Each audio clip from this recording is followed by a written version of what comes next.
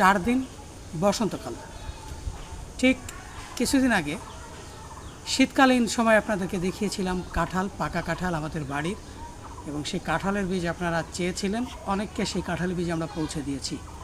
তো আমাদের বাড়িতে বছরে 3 বার কাঁঠাল হয়।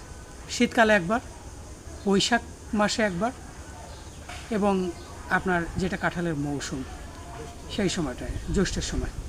তো এখন হচ্ছে কি আপনার বসন্তকাল, চৈত্র মাসের কাঁঠাল। এই যে দেখেন, এই যে কাঁঠাল কিন্তু ঝুলতেছে। এখন এই কাঁঠাল, একটা কাঁঠাল বাড়িতে অনেক মেহমান, ঈদ উপলক্ষে বাড়িতে মেহমান ভরে গেছে। একটা কুয়া করে হয়তো বা কেউ ভাগে পাবে, তবে আপনারা যারা খাইতে চান তারা কিন্তু কেউ ভাগে পাবেন না। কাঁঠালটা আমি কেটে ফেললাম, আপনারা শুধু আফসোস করবেন, ভাগে পাবেন না। তবে আপনারা সরাসরি যদি এই কাঁঠাল পাকার পর এখান থেকে যে বীজ আছে, আপনারা যারা যারা বীজ নিয়ে 12 মাসি কাঁঠালের গাছ তৈরি করতে চান এবং 12 মাস বছরে 3 থেকে 4 বার খাইতে চান, তারা অবশ্যই কমেন্ট করে বীজের জন্য আবেদন জানায় রাখবেন।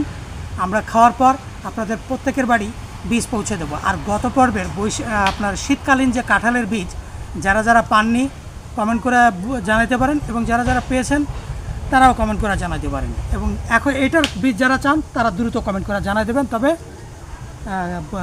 কাঁঠাল ভাগে পাবেন না এবং আফসোস করবেন না। ধন্যবাদ।